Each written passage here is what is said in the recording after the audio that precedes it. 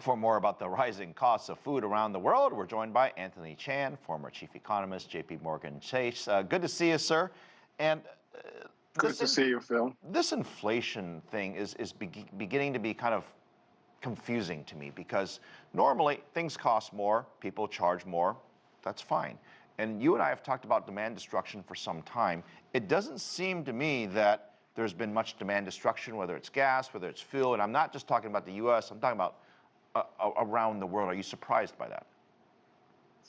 Well, I'm not totally surprised because when you look around the world during the pandemic, there was quite a bit of assistance, whether it be of unemployment, subsidies.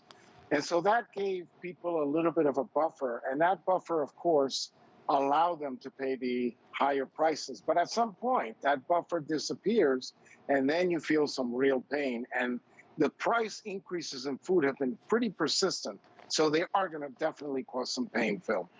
A couple surveys that have been done that make me really question a lot of things. The vast majority of, let's just say Americans in this case, said they're going to cut back on driving. They're going to cut back on travel. They're going to cut back on eating out. You get the idea. Yet the numbers don't reflect any of that. So people say one thing, but they do another. It's like me saying I'm going to cut back on my coffee drinking, but we all know I'm not going to do that. That's right. It's really hard to break those habits. But we did see today with the personal income and personal spending numbers that in real terms, after you adjust for inflation, we did see a little bit of a drop-off in consumer spending. That's likely to be reflected in the second quarter GDP numbers in the United States, which is one reason why people are worried, because after the decline in the first quarter, the numbers are being ratcheted down and being revised down by a lot of the forecasts on Wall Street for the second quarter. Consumer confidence, I know you follow this, is a precursor to what consumer spending, I suppose, would be in the coming months, right? And they were at their lowest in nearly 9 years.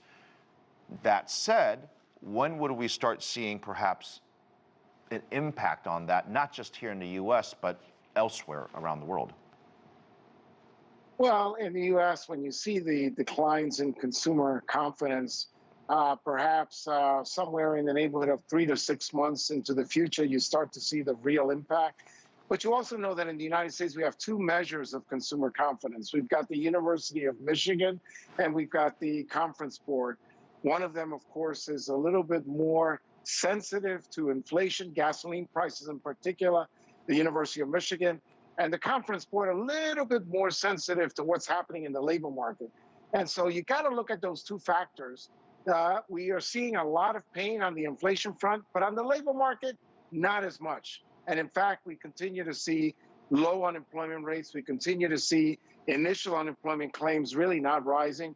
So you see, you have a sort of a tale of two cities when it comes to the things that influence consumer confidence. But the inflation is definitely taking its toll, no question. Very quickly, you and I know that U.S. isn't one cohesive group, right? You've got the East Coast, the West Coast, the Midwest, the North, the South. What happens when maybe we're seeing a slowdown in one part of the country, but the other part is still going gangbusters? Isn't that going to put the Fed in a very difficult situation? Well, Phil, it actually works out that way most of the time. Even when you have great economic conditions, there are some parts of the country that are doing better than others. We really see this dichotomy, and it really starts to rise to the surface when economic growth is slow. Because when you have a divergence, when the economy is slowing, those that are already were weak are even weaker. So that's when we really talk about it a lot more. But the divergence of economic growth is always there, even during good times. But in times when the economy is slowing, that's when it becomes acute. That's when we watch it more closely.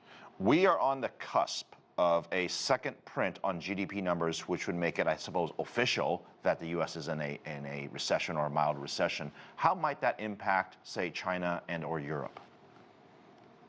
Well, remember the U.S. and China make up almost 40% of real GDP. So if you start to see the U.S., that's more than 20% of the global economy slowing down, it does have an impact because that means we don't buy as many imports. So things slow down, not only in China, but it slowed down in other parts of the world that we import products. Remember that we have a trade deficit. So if the economy in the United States goes into recession, there are going to be a lot of other countries around the world that are definitely going to feel it. Anthony Chen, always a pleasure having you.